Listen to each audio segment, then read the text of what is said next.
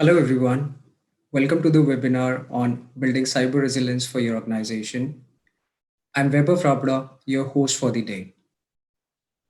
Allow me to guide you a bit about the tool to ensure that you have an interactive experience during the webinar. Throughout the discussion, you can post your questions in the chat panel and it will be taken up by our experts during the Q&A pit stop. We also request everyone to kindly submit their feedback post this session.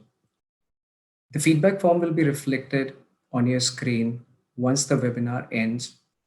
We also have an amazing RM30 World Food vouchers for the first 20 attendees who will fill up the survey as a thank you token. Today, we will be covering the second part of our two-part webinar series, Building Cyber Resilience for Your Organization, wherein our subject matter will take you through solution strategy and future planning portion of building cyber resilience for your organization and practical strategies in how to implement and manage a viable cybersecurity program for your organization. Now, let me introduce you to our speaker for this session today. We have with us Wayne Lee, who is the technology specialist for Vigilant Asia. Hi, Wayne. Hi, Viber. Thank you so much for that. Yeah. So, do I shut up my screen now? Sorry? Do I start projecting my screen? Yeah, now I All would right. like to request you to start the section. Yeah, thank you. Thank you.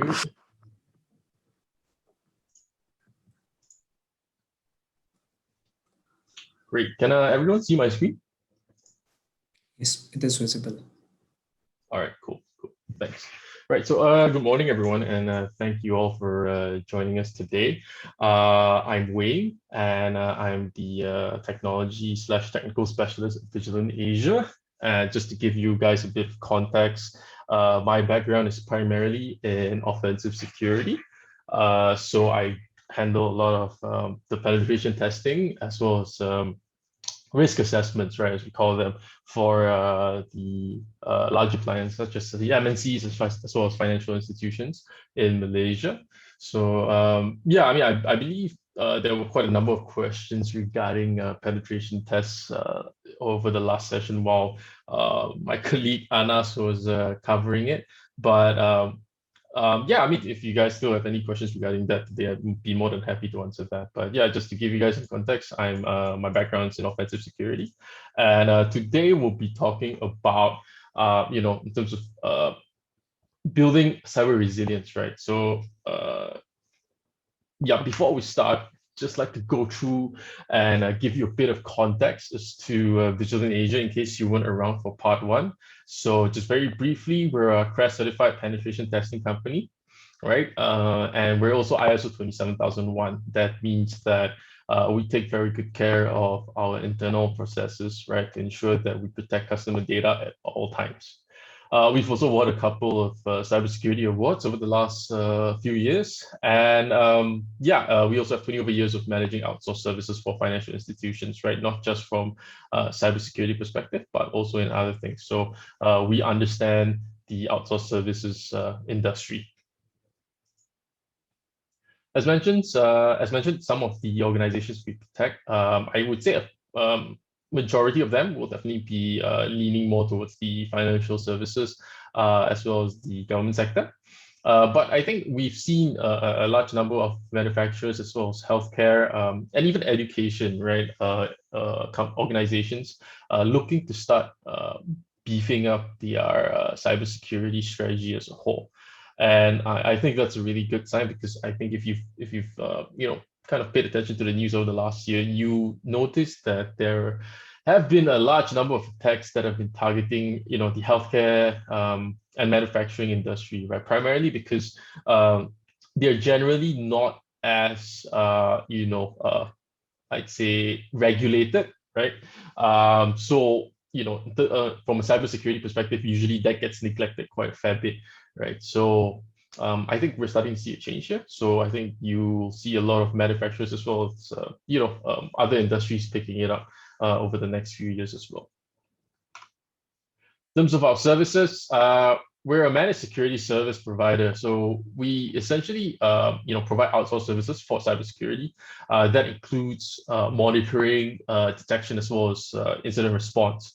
Right. So on the right-hand side here, you can see at the core of it is our security operations center. That's where our analysts all, perform their duties, right, from a monitoring as well as detection point of view.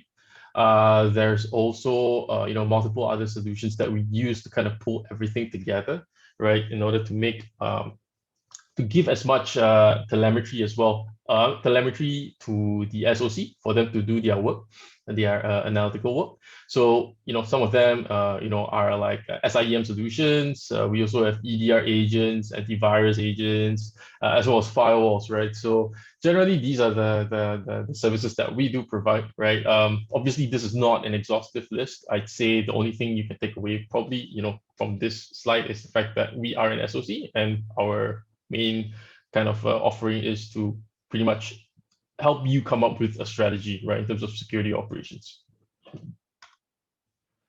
On the other side of things, where I'm from, right, pretty much is the professional services side. So this is where we help our customers conduct cybersecurity assessments, right? And these assessments are essentially what we call gap analysis, right? Assessments where we kind of sit down with the customer and get a good idea of where they are currently in their roadmap as well as maturity, and help them prioritize what needs to be done, right? Because if we're talking about security, obviously there's a ton of things that you need to do, and I will also be going through them, over the course of this presentation today. But primarily, I think a lot of people get overwhelmed with the amount of things that you need to do from a security perspective. So, today's presentation will kind of help you visualize a little bit on what you need to focus your efforts on. So the next part is obviously the penetration test.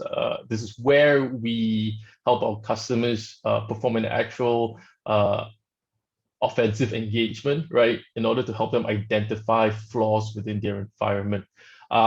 Many people confuse it with vulnerability assessment, right, where in fact they're actually very, very different. So vulnerability assessment is essentially just an automated scan where we kind of deploy a tool in your environment and start performing regular scans within a set interval, right? Every 2 weeks or entirely up to you. Usually it's every 2 weeks, in order to look for really low-hanging fruits, right? For example, vulnerabilities that have already been patched, but obviously if you haven't applied the patch yet, those will show up in the vulnerability assessment. Whereas a penetration test is much more manual, and you can think of it as your ethical hackers actually trying to compromise a system, right? Not just running automated tools to scan for vulnerabilities. So yeah, that's a key thing to identify. And if you're already getting a penetration test today from other vendors, I think it's very important also to kind of identify and distinguish and make sure you check with your vendor, right? Am I actually just getting a vulnerability assessment, or am I actually getting a penetration test, right? And then lastly, we also provide security awareness trainings. This caters to both end users as well as your slightly more technical folks in the IT operations part. So obviously for day-to-day end users, people in your finance, HR, sales department, what's more important there would be regarding fundamental kind of knowledge, right, when it comes to awareness. So things like clicking links and giving away information freely, these are the things that we'll cover for end users. And on the IT operations side, we'll go a bit deeper, right, in terms of how you can do basic analysis work, as well as to strengthen your security strategy, right, for your day-to-day operations. So moving on, we'll just go through a short recap of part one. And in part one, my colleague Anas was pretty much going through how you can essentially get a better overview of your environment, right? Performing some form of gap analysis, right?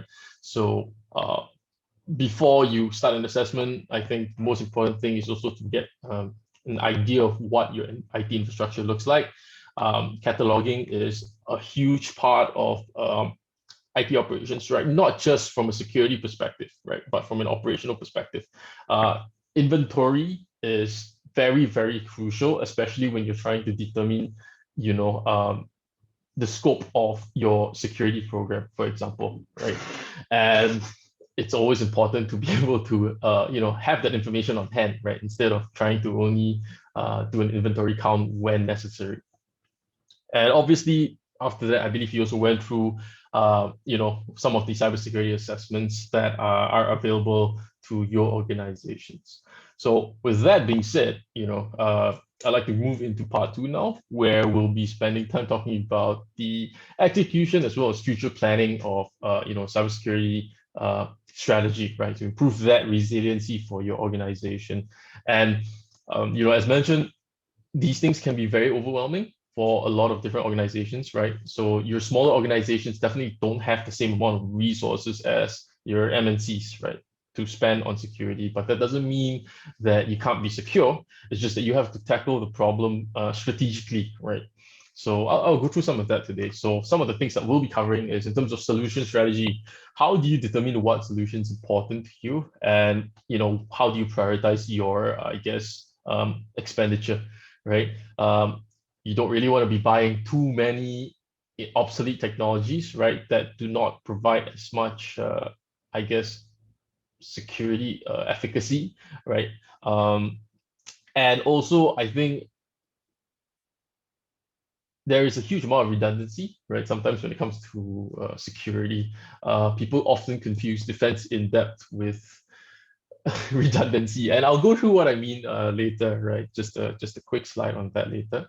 After that, we'll be going through security policies, right? How you can beef up your internal processes, right? So the core thing here in security is that it's not just always about technology, right? I think a good way to phrase it or to position it would be thinking about it from the people perspective, the processes perspective, and then lastly the technological perspective, right? All these three things, all these three components are very, very important to a successful security strategy. And you'll see we basically cover these three things here, right? So your solution, that's your technology, your security policies, that's your processes, and then educating employees, that would be the people, right? And then lastly, we'll also give you a bit of insight into future planning, right, as to where the threat landscape as well as the solution landscape is moving towards to, or even like an architecture perspective, or high level architecture perspective. What kind of frameworks are people adopting these days? So these are some of the things that we'll be going through. I'll pretty much keep this pretty high level, but if you have any technical questions whatsoever, feel free to ask them in the chat, and I'll be more than happy to answer them for you. So I believe before we move into this part, we have a poll, right? That Vibuff, I think, will be setting up for you. Sure. Launching the poll. Right. I hope everyone can see the poll question. I'll just read out for you. Does your organization have business continuity plans in case of cyber attack? We have two options, yes and no. And yep, we can see that people have started. We request you all to participate and submit your answer. I'll once again read out, does your organization have business continuity plans in case of cyber attack? Yes or no? And yeah, as per the expected one, yeah, we have got the answers. Poll question will be open for a couple of more seconds. Then we'll share the results with you all.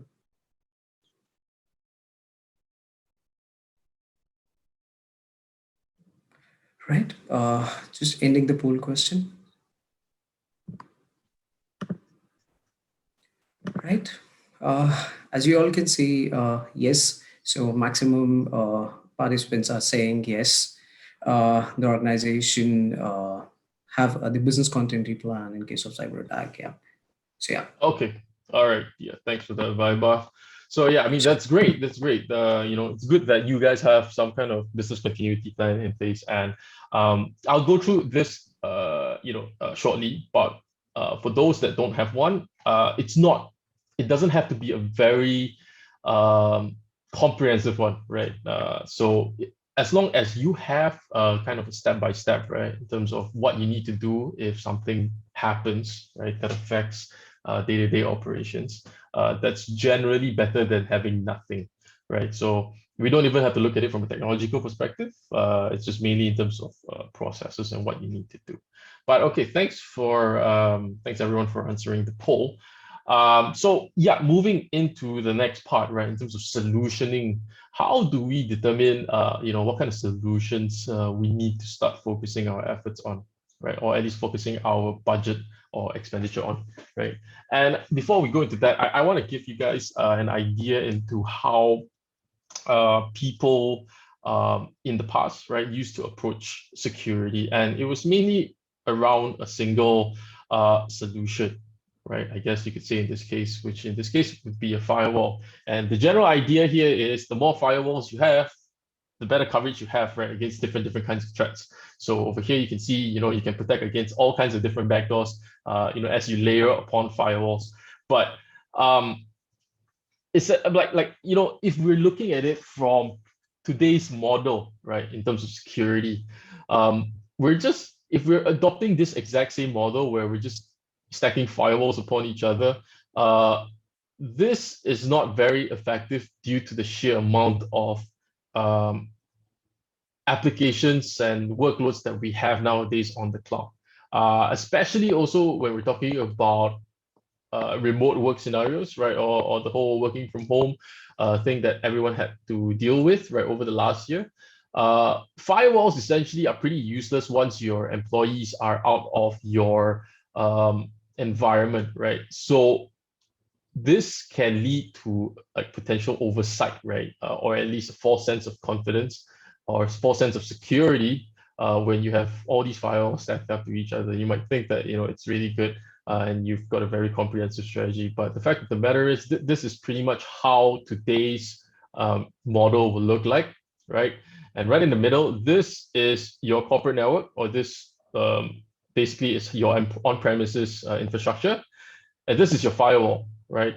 But around it, you have all these different assets that your employees, as well as partners or even customers, are using, right? So employees, for example, one of the things that you might have noticed is the fact that they sometimes do not use company authorized applications. So for example, if you are on Office 365, your employees, maybe are supposed to be using OneDrive, but because they're not too familiar with it, they'd rather use something like Google Drive, right, for example. And that can cause a lot of potential issues in terms of information protection, right? Because then you start losing track of where information is being stored, and you essentially lose all kinds of governance over that data as well. So understanding and accepting that, in today's world, we're moving past the corporate network, and kind of adjusting your approach, right? Your security approach to that is very, very important. And I understand some people still, really prefer to keep things on premise, and that is fine. That's completely fine if you do. But we should not ignore the fact that cloud services are there for our employees to use, or even partners and customers to use, and we need to ensure that we have some kind of control over those, either the data or those services as well.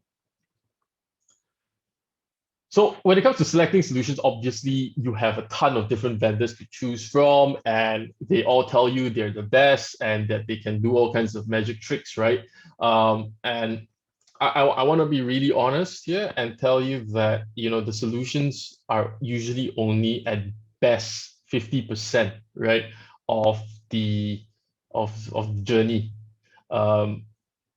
While there's a lot of things that the solution says it can do, it still comes down to having a very comprehensive security, right? And looking at it from an architecture perspective rather than individual pain points, right? And what I mean by that is mainly intelligent security, right? How do we create or at least how do we use, I mean, how do we maintain a framework into ensuring that we have enough security coverage over all the different parts, right, in our business. So I really like Microsoft's approach, right, to security, and essentially it comes down to these four pillars, right? First one being identity and access management. So that revolves around how you manage the identity of your users, right? That includes, user logins, credentials, email addresses, and such. And managing all these identities is really very important, because if you look at the majority of cyber attacks these days, they all rely on compromise. Not all, I wouldn't say all, but I would confidently say 80%, right, of these attacks rely on some form of credential theft, right? Whether that's weak passwords or compromised passwords, or could be backdoors within your environment that gives them constant access to service accounts, for example. All these things like play a huge role in attackers, what we call attackers' life cycle, right? The way they approach the the way they try to attack, right, and plan their strategy around attacking an organization. Identity and access is like one of the key things they always look at to gain that initial foothold within your environment.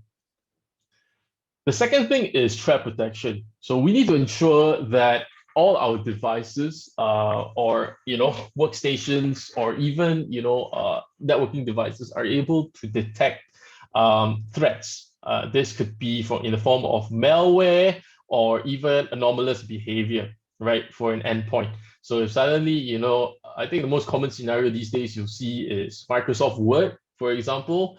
Microsoft Word, people are using it to kind of embed malware within them using macros, and oftentimes you can actually identify like anomalous relationships, because what happens when malware is embedded inside a Word document, for example, is that Word document will then usually launch a command prompt or a PowerShell, and that actually has, in Windows operating systems, you actually have a parent-child relationship, and if you have a solution that can detect an anomalous parent-child relationship, it'd be able to see that Microsoft Word launched something like command prompt, which is really, really, peculiar and unusual. So that's one of the key things we're looking at today at threat protection.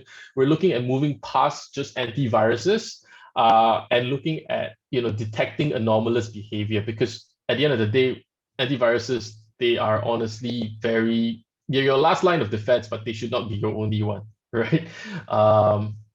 Yeah. And then the third part is information protection, right? And this is basically how you safeguard information that belongs to the company, whether it's intellectual property, confidential information, or any kind of information that the company or organization deems sensitive. Is there any way that you can currently track the data right now, right? All these sensitive data, and ensuring that you have some kind of DLP solution will also ensure that you're able to kind of mitigate data leakage. And on the fourth part, if your organization currently already uses a lot of cloud applications, you want to ensure that you're able to kind of have a security overview of those applications as well. And being able to safeguard your cloud resources is very, very important, right?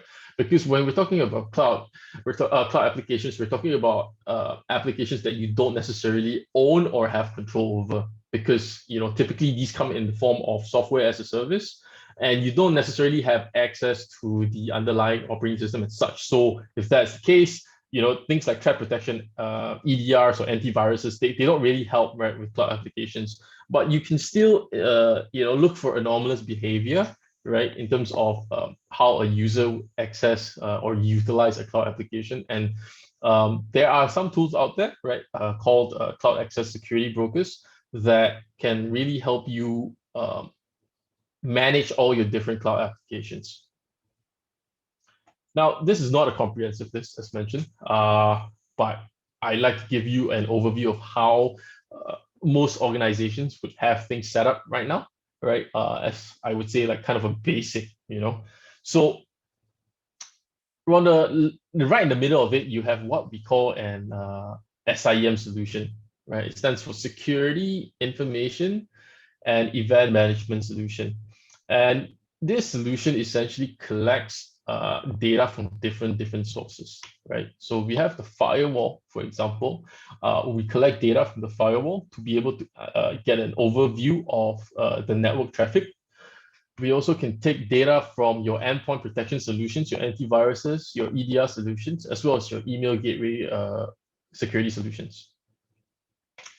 And then one of the other things, right, as mentioned in the previous slide, is identity, right? And being able to track activity related to identity is very important, because that gives you an idea and can possibly tell you when an account is compromised. So when it comes to kind of security, right, we want to look for all low-hanging fruits.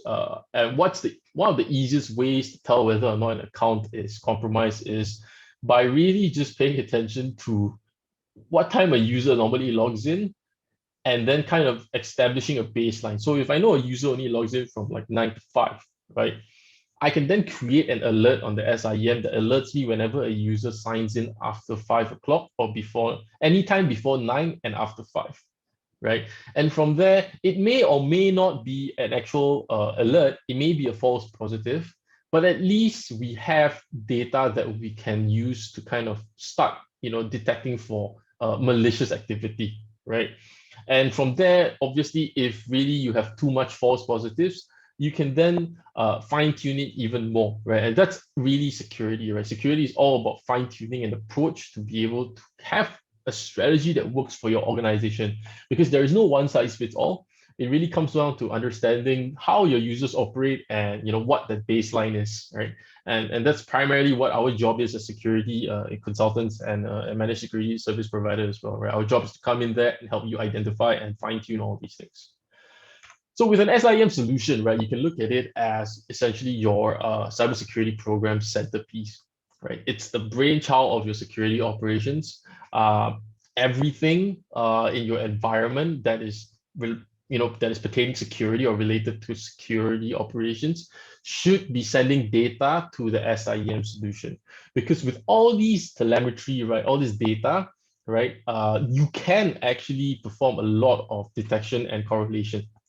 So we have over here, threat detection and data correlation. What that means is that if I detect an anomaly on the firewall logs that says that, okay, this IP address is visiting some suspicious, this internal IP address from this workstation is visiting some suspicious domain, I can then also use that same data and then start checking the logs on the antivirus or the endpoint itself, right, to correlate data. Because now with the SIEM solution, you're not working in silos anymore, right? It's not 4 or 5 different solutions with 5 different dashboards. You're talking about 5 solutions all uploading data to a single dashboard and you monitoring that single dashboard, right? So that really helps when it comes to centralized management. And then there's also the threat intel component, right? If you're not familiar with it, people on the internet are really nice. They outsource, they open source a lot of things, and one of those things is threat intelligence, right? So if people notice a specific IP address, or if they've done their own investigation and realize a specific IP address or a domain, or even a file is malicious, they will then update it in the open source threat intel, which you can start using completely for free, right? So you constantly get updated threat signals and what we call indicators of compromise, which you can integrate within your security operations. Another misconception, I guess, regarding SIEM solutions is the fact that people always think it's very expensive, and you are not wrong. A few years ago, yes, that would definitely be the case. When you're talking about setting up an on-premise SIEM solution, it's really expensive, mainly because of the capital expenses that you need to fork out, as well as the operating expenses. You need to purchase adequate hardware, right, to ensure that your SIEM can run smoothly. Because I think we have to look at the SIEM solution as a big data solution, right? Because it's taking so much data, and we need to be able to provide enough resources to the SIEM solution to be able to process all that data. So back then, yeah, it used to cost a lot of money.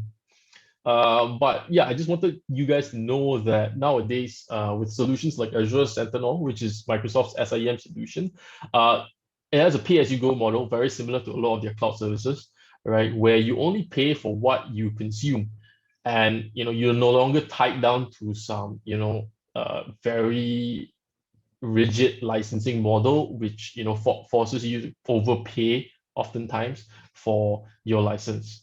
And another thing also with Azure Sentinel, you actually save a lot of costs, right, when you are onboarding Office 365 logs or other Microsoft security products, because it's actually free, right, compared to other SIEM solutions.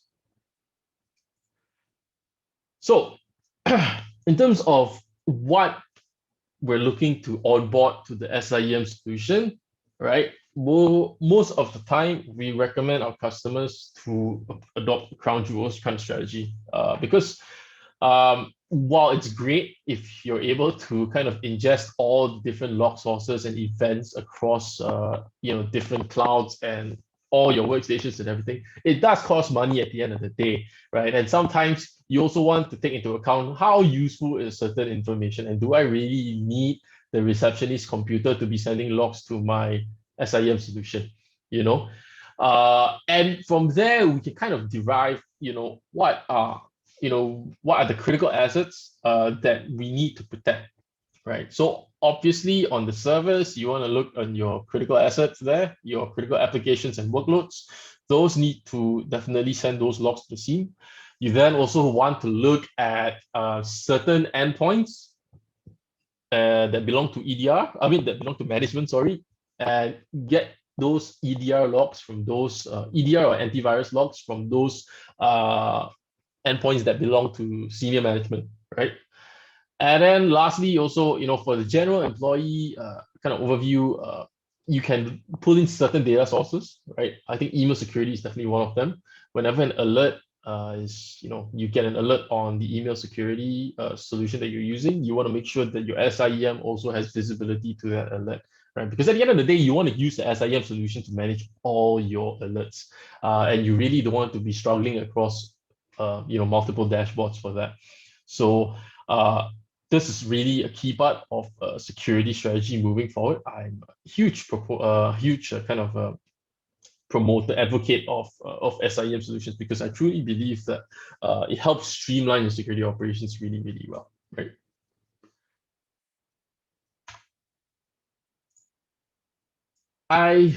So we have a question from Daniel. So I'm actually going to go to the next section, but before I go there, I think let's probably address this question from Daniel first.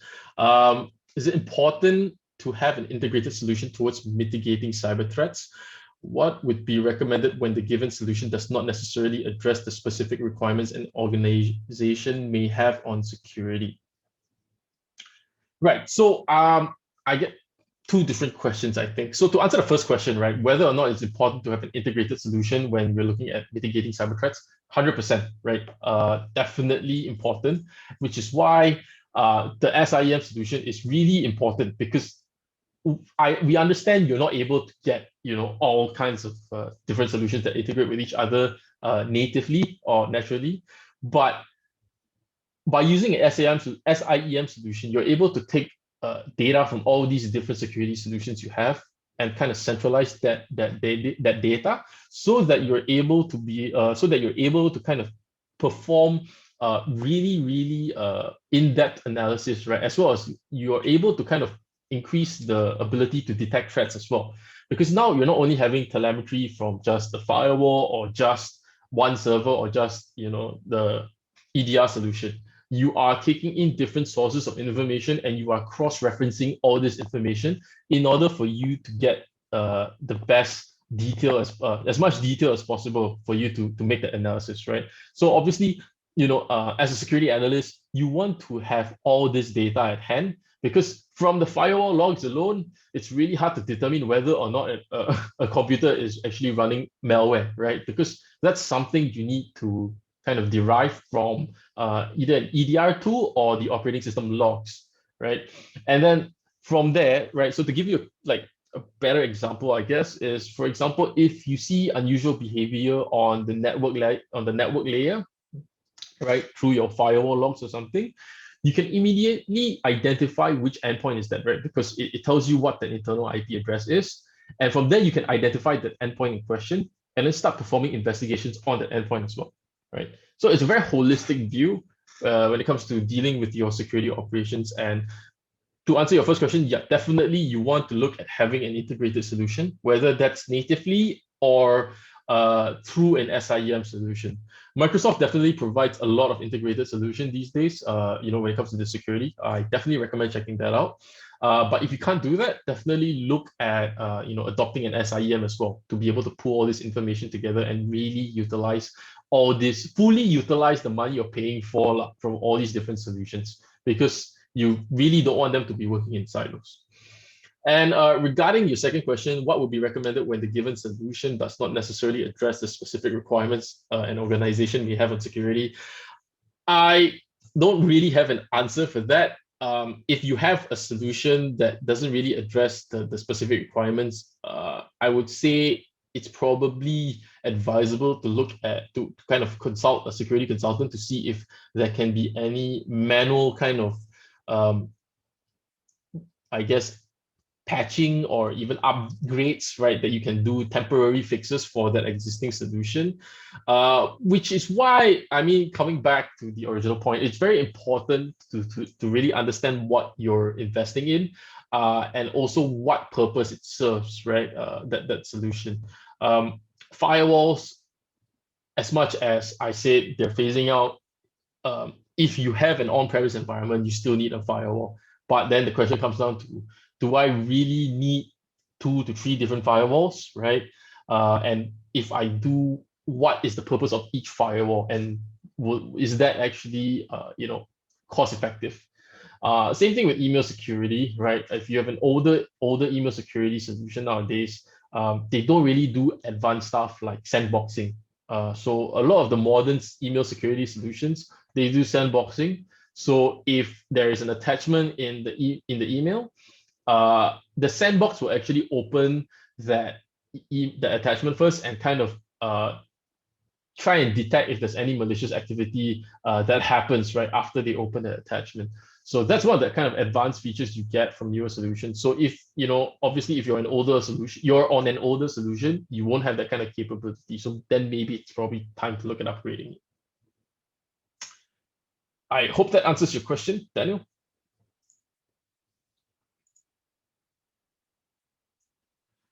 Right. Okay, moving on to security management, right? So security management is less technical and more on design, right? Which is kind of what we've been talking about, right? In terms of like the processes and stuff. How do you fine-tune your internal processes to ensure you get the best out of your technology solutions as well? The way I see it, when the security policies you have in place, as well as the technology investments that you make, they're supposed to work hand in hand and not against each other. Or, one way to think about it would be, utilizing technology to enforce your security policies. And then obviously there comes a fine line also where you also want to make sure you don't, aggravate your end users too much by making security really hard for them to do their work. So there needs to always be a fine balance, right? And I want to move into a little bit about security policies and why they're important, right? I believe most people already understand why, and it's also why I kind of talked a bit about business continuity plans, for example. And when it comes to security policies, there are all kinds of policies. Frankly speaking, I'm not an expert in governance, right? So I can't give you a huge breakdown on some of these policies, such as acceptable use or like even I guess onboarding and offboarding policies, right? But for the most part, other policies, there's definitely I definitely can help you see why it's important. So your InfoSec policy would cover general data management, right? How you manage data. It doesn't have to be very technical, right? It doesn't actually have to rely on technology. It could be as simple as, are you allowed to write your passwords on a sticky note and stick it on your monitor, right? Because at the end of the day, that's information security. Information security does not necessarily mean that it's a technological component, right? It can also be physical security, right? Regarding acceptable use, that's also pretty important because you want to make sure that your employees know what can be used within the organization's environment, or even on a laptop provided by the organization, right? It can help limit and control the use of shadow IT. So to give you just a bit of context, shadow IT is essentially the use of unauthorized or unsanctioned cloud applications, right? Cloud applications that the business has not identified yet as has not officially sanctioned, right? So you, by having an acceptable use policy that your employees understand and respect, they will not probably use too many different cloud applications, right? As long as they understand the risk behind it. And obviously, all these different policies, it's going to be very hard for me to go through all of them. But I think the next thing that I want to go through is the incident response policy. And this policy doesn't have to be very comprehensive if you're a smaller organization. I would highly recommend for your IR policy, if you're just a small organization and you don't have the resources in place to manage incidents, keep it simple. Just make sure you know someone that you can call to help you during an incident, right? Because I've seen some companies that don't have a trusted vendor yet, and by the time an incident actually happens, right, they are then releasing like an RFQ in the middle of an incident, which definitely just really will do a lot of damage to the company, right? Because when you're talking about an incident and you're looking at responding to an incident, you want to do it fast. And obviously, if you don't already have an existing vendor in place, you will then need to go through, your internal processes to start working with a specific vendor. I'm sure sometimes there are, waivers that can be made, but generally we've seen this happen a few times where some organizations, have to follow certain strict internal policies before they can even before we can even start helping them, right, with the incident response part. So I highly recommend you to at least have a vendor, already registered vendor that your company is okay working with, to help with all these incident, to help with a potential incident, if it should happen to you, right? Similarly, with the business continuity plan, as mentioned earlier, I think about 75% of you mentioned that you already have one in place, and that's really, really good. I think since COVID, everyone kind of understands the need for one, right? So it doesn't necessarily mean we get an earthquake or your office catches fire or something, right? It can be something as crazy as a pandemic as well that really affects the way or our strategy to continue business. So having that in place is really, really important. The smaller you are, generally the easier it is, right? Because you have kind of, I guess, less resources. So definitely look into having at least a high level one that everyone understands, at least everyone in senior management understands what they need to do in order to continue business should anything happen, right? And then, just to cover up the rest, you have access control policy, which is really important also into establishing who is allowed to access certain information or even access certain servers, right? Privileged servers if you're in IT operations.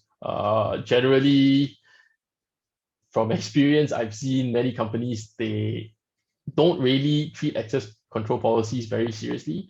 And that, for me, is actually a huge reason as to why certain organizations get compromised extremely quickly, right? Within a matter of weeks, right? An attacker can get a foothold and escalate their privileges all the way to the, you can think of it as the super user or super administrator.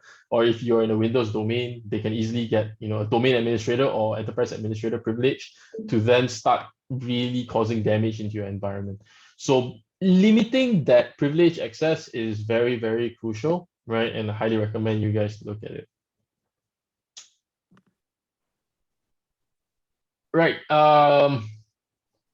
the next part is obviously change management. I think for change management for me, this point is really important in terms of just tracking what kind of changes have been made, at least from a software level, right?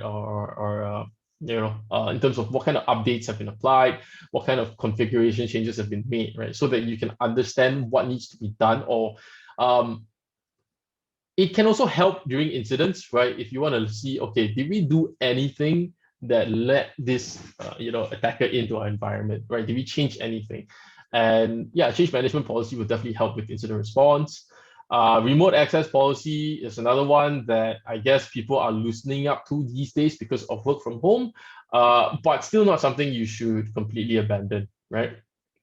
I think remote access policies are pretty important, but I would say this is more reliant on technology than actual policies of remote access. Lastly, you have your onboarding and offboarding policy as well. You need to make sure that whatever users who are, I think, most importantly, offboarded, right? On the offboarding portion, what we typically see is that, for example, if you're on an Active Directory environment, once a user is offboarded, their accounts don't necessarily get disabled, right? And they kind of just sit there dormant for a long period of time. And for every user account that has been sitting there, not updated, not disabled, sorry, that account basically adds to your attack surface, right? Because now it's a potential account that can be compromised to gain a foothold within your environment. So you always want to make sure you have an offboarding policy. When a user leaves the company, we have to, really properly offboard that person, disable all the accounts that they used to have, right? Due to regulation, sometimes you cannot delete those accounts. I completely understand that, but at least disable those accounts, right? So they're not accessible. Okay, yeah, this is basically closing into the final part. We have the educating employees part. I think employee education is pretty important. Actually, it's actually really, really important, not pretty important. I believe we have a poll here, right? That's right. Fiber. Yeah. So till the time we are launching the poll, we request all to put in your questions in the chat window, and we will attend the same. So here is the poll question. I'll just read out. How often has your organization held cybersecurity awareness training sessions? An important one. So we have a couple of options: biannually, annually, whenever something has gone wrong. Yeah. We request all to participate in the poll question.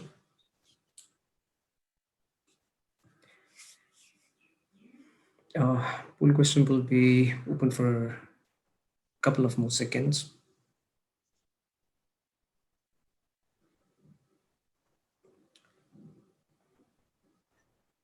Right. So we can see maximum participants are saying whenever something has gone wrong. I'm just ending the poll and sharing the result. All right. Okay. Thanks for that, Fiber. Right. So here we can say whenever the last one, whenever something has gone wrong, maximum audience has voted for that. All right. Yeah. So I mean, I think that's fair. Generally, I think what we've seen in security is always more or less an knee-jerk reaction, right? Management usually does not want to spend money on security unless something has happened, so that's completely understandable. We've seen it happen as well ourselves, so we understand. But just to quickly go through, I guess one of the few key reasons why educating employees is really important, right? And what I mentioned right earlier about the three key things in terms of your security strategy that you need to account for are the people, the processes, as well as the technology. Right. You can have the best technology in the world, but if you don't have the processes or the people, as mentioned, your technology really isn't going to do much. If you have the technology and the processes, but your people are just clicking on links all day and opening all kinds of files, that's also not going to do much. So in order for you to have a very effective security strategy, you need to ensure that people, your employees, right, they understand the risk of using a computer these days, and they need to buy into your security program, right? And that usually happens, through security awareness training, where um, you know, like for us, Vigilant Asia, what we do is we cover some of the common scenarios that employees would face, right? And not necessarily related to work. It could be related to simple things like Facebook, phishing attempts, or the Nigerian prince. I think it's the most common one that people have seen, right? It's been around forever, and people are still falling for it. So we use these kind of case studies to kind of show them how these attacks kind of happen. And then we use slightly more advanced examples, right? That we're looking at things like business email compromise, where the threat actor is assuming the identity of maybe one of your vendors, right? And asking your procurement department, for example, to change the banking details of that vendor to the malicious actor's own banking address, right? And we've seen this happen quite often in Malaysia, especially in deals involving up to millions of dollars as well. So it's not a small laughing matter. And it's really, really important that we ensure that everyone in our organization understands, the risk, right? When it comes to, using technology, right? Whether that's email addresses or even phone calls, employees must always be aware of all these potential shortfalls, right, of using technology. So the course obviously needs to be structured in a way where it's digestible for them. It cannot be too complicated, right?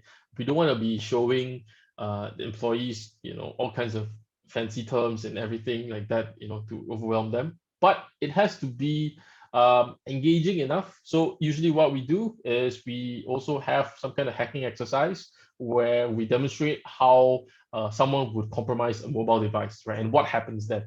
So usually once a mobile device has been compromised, we can start recording conversations, we can start taking pictures of the user and stuff without them knowing. So these kind of things really open up your employees' eyes and gets them thinking, right? Because not many day-to-day end users who aren't in IT understand the risk associated with something as simple as a mobile device, right? 10 years, 20 years ago, a mobile device was essentially just something you just, use to speak to people. But nowadays, it's something you use to store all kinds of data, right? Very, very sensitive information. Your banking details and everything are on your mobile device these days, right? So, we need to kind of demonstrate to them the risk associated with technology and how they can better protect themselves, in the future. And lastly, one of the key things I think is also phishing exercises. Being able to simulate a phishing exercise to get employees to be more aware, right, of a phishing email, or at least being able to identify a phishing email is really, really useful. I don't recommend punishing first-time offenders or even really doing anything very serious. But what you can do is start rewarding them, right, for reporting phishing emails. And if they, for example, if they report a phishing email, give them some kind of award, right? It could be, grab food voucher or something. But that's really one way, right, to encourage positive behavior, right? Positive reinforcement. That's really, really good. So on the education side, that's that. We're also running kind of short on time, so I just want to speed through this really quickly, which is the last section already, right? In terms of future planning, right, we have a couple of few interesting ones that are coming up. UEBA, right, is stands for User Entity Behavioral Analytics, right? It's a very long name. But essentially what you can think of it is it's a tool that utilizes machine learning as well as AI to identify how a user behaves so that it's able to detect anomalous behavior from a user, right? Which you can then investigate and find out whether or not it's a legitimate attack, right? It's very, very cool technology and it's very, very useful. It's available in your Microsoft security products already. The second thing is also XDR, which coming back to Daniel's question earlier, right, regarding integrated solutions, right? How do we integrate all these different solutions together? And the answer to that is really, it comes down to, tools like SIEM solution as well as an XDR approach, right? So XDR stands for extended detection and response.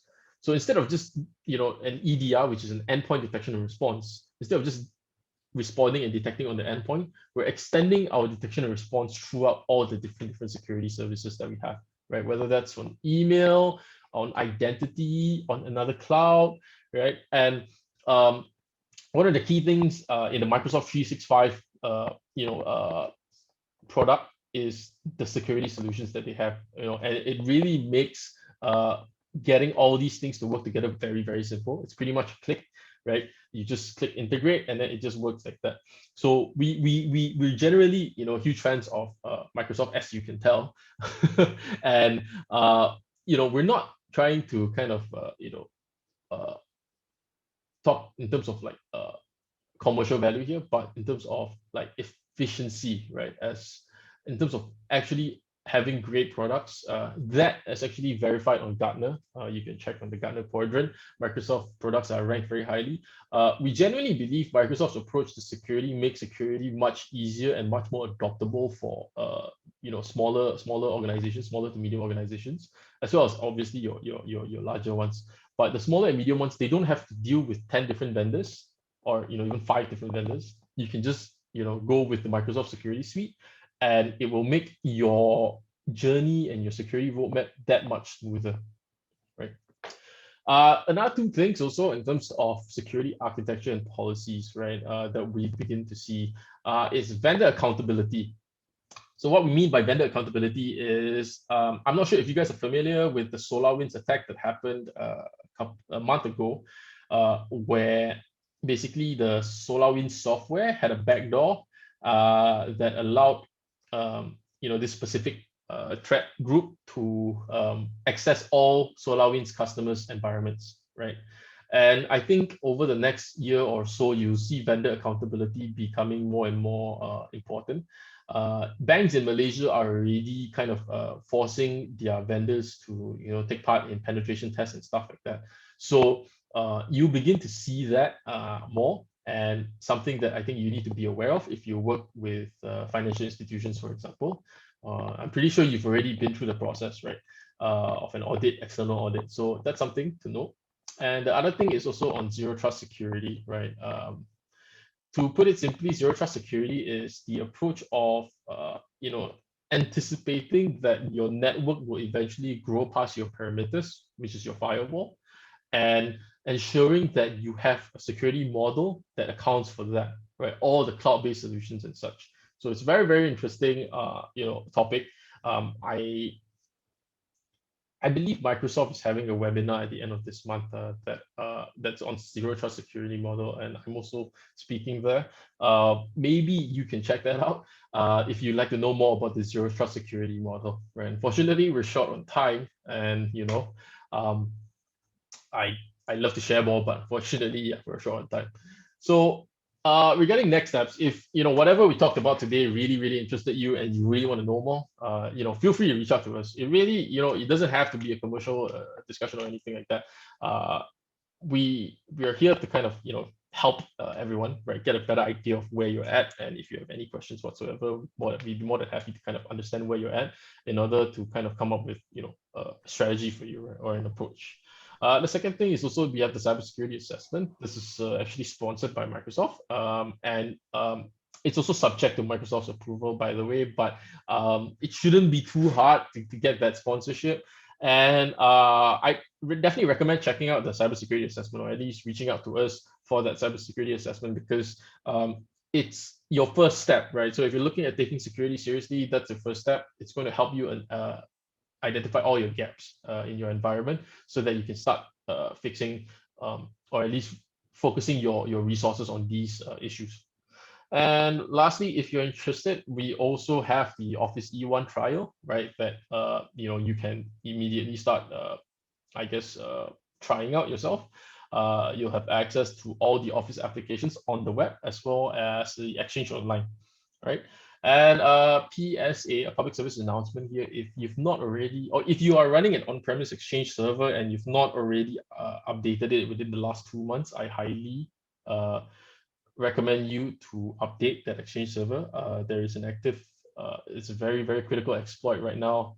There's a critical vulnerability, sorry, that exists on Exchange 2019 all the way to 2013 that allows an attacker to gain basically a foothold on your Exchange server, and he could potentially escalate those privileges to your entire domain as well. And yeah, thank you. So I think we can move to a Q&A right now. I see Daniel has a question. Yep. Yeah. Thank you, Wayne, for the interesting session. And yes, I really hope this has benefited the audience. Yes, we are starting the Q&A session now, right? And I'll just start. So yes, there is a question from Daniel, right? And I'll just read out the question. Vendor accountability may be a tough process to plan when there are so many types of vendors in our business management. What would be best to track information sharing outflow when it comes to electronic communication? All right, yeah, a great question, Daniel. I think, okay, so when it comes to information protection, right, there are a few approaches to it. I think one of the cool ways we've seen so far is using digital rights management, right? Where you have to provide a specific user access to the file before they can actually view it. And even if they were to share that file freely with other users, those users or those external parties cannot open the file unless they have a way to authenticate to prove that they have the rights to view that specific document, for example, right? The other thing, I guess, if you're talking about electronic communication such as Teams or Exchange, Outlook, emails, those naturally already provide you with ways to track activity, right, from your users when it comes to sharing information. So I guess it really depends on which part of the information sharing portion you're talking about, right? Are we talking about tracking anomalous behavior, or are we talking about enforcing some kind of information protection or DLP solution onto your sensitive data? So yeah, to summarize, I guess if you're looking at protecting files themselves, right? Certain data files, documents, images, you want to look at DRM solutions, right? Digital rights management. And then if you're looking at just tracking user behavior when it comes to electronic communication, those are already available in your common communication tools such as Teams and Exchange. Thank you, Wayne. We have one more question from Bharat, and he's asking, is there any economical penetrate assessment offered by your company?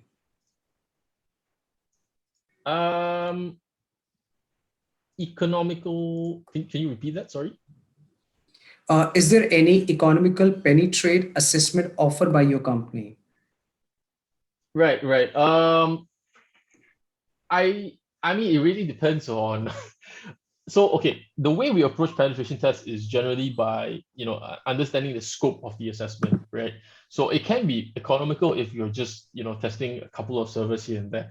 And, economical can also, I guess, be up to interpretation. So it's hard to really say. But if you are interested in a penetration test, we'd be more than happy to kind of have a conversation with you, right, to really understand what kind of penetration test you're looking for, and to kind of maybe gauge whether or not a penetration test is even the right approach at this time. I would say generally penetration tests are something that you do when you've already mitigated vulnerabilities within your environment. So that ensures that you get the best penetration test as possible, right? Because you don't want a penetration tester to be exploiting vulnerabilities that you actually have patches for already, because those can be fixed or those can be detected by a vulnerability assessment. So yeah, if you're interested in the penetration tests, or at least getting an idea on how much it would cost, feel free to reach out to us, and we're definitely happy to just have a conversation with you, right? No commitment. Right. Thank you. We have another question from Muaz. Is it safe to use WhatsApp Web and Google Drive to share docs comparison to iCloud and OneDrive? Right. Okay. So it's definitely safe from the application perspective, right? WhatsApp Web is safe. Google Drive is safe, right? In terms of the infrastructure security itself. But what is not safe is the users themselves, right? So I think you have to ask yourself, are you sure you want users to be sharing information over WhatsApp, right? Because the second that information goes on WhatsApp web, the company loses control of their data already, right? If you want to kind of pull the data back, you cannot, because there's a saying, right? Once it's on the internet, it's forever on the internet, right? You can't really remove it. Obviously, you can, if you really want to, but generally, it's really hard, right? And if your company is okay, right, or if your company is okay with certain documents being shared over WhatsApp web, that's fine. With Google Drive, it's a bit different, right? With Google Drive, they have an enterprise offering. So you can actually enforce certain policies with Google Drive. So that really depends, right? So if you're talking about a personal Google Drive, then I think it's the same thing also. Are you sure you're okay with a user sharing, sensitive information on their own personal Google Drive? Because, like I said, once that happens, the company also loses, track and loses control over that data. So it's just something to consider. Yeah. Right. Uh, Thank you. There's another question from Bharat. It is safe to keep some confidential information, iPhone, mobile notepad. Yeah, definitely. Right. So as mentioned, you can definitely keep information on all these whatever that was discussed, right? WhatsApp Web, Google Drive, iCloud, OneDrive. Uh, those are huge vendors, right? WhatsApp's by Facebook, Google Drive's by Google, obviously, iCloud's from Apple, and OneDrive's from Microsoft. And these are huge vendors that spend a lot of money on security. So it's not a platform problem. It's a matter of the organizational policy, right? Is your organization okay with users sharing data on platforms that the organization has no control over? I think that is the kind of approach, right, that you should be kind of adopting instead of whether or not the platform is safe. Sure. Thank you, Wayne. One last question. Let's take the one that is another question from Muaz. Is email protocol POP3 encrypted? Which protocol is safer compared between POP3 and IMAP? Uh, I believe POP3 has I think like if you're talking about legacy POP3, I don't believe that's encrypted, but I believe POP3 has SSL implementations these days, and you can get basically encrypted POP3 if you want. Uh, Whether or not POP3 or IMAP is safer, I cannot answer that question. Generally, I would say POP3 and IMAP are protocols that are phasing out, right? In terms of enterprise management, right? Unless you're really running your own Exchange server, I highly recommend, not Exchange server, but like mail servers in general. I highly recommend just kind of leaving those kind of intricacies to cloud providers, right? And especially if you don't have the resources, right? It's definitely worthwhile to consider utilizing cloud platforms, right, to manage your email service, whether that's Gmail or Exchange. It's entirely up to you. In terms of protocol security, I believe, both are the same. As long as you're using the SSL version, right? Because if it's not using SSL, then your emails are technically vulnerable to man-in-the-middle attacks, where people can start sniffing information. I hope that answers your question, was. Right. Even we hope. With this, I would like to thank you, Wayne, and thank you, audience, for being a wonderful audience, right? And as we were, because of paucity of time, we were unable to take all of questions today. We request and encourage you all to share your questions on the email ID, which is visible on your screen. Right, I'll just read out for you. For any queries, please reach out to us at info@vigilantasia.co.my. Thank you so much, everyone.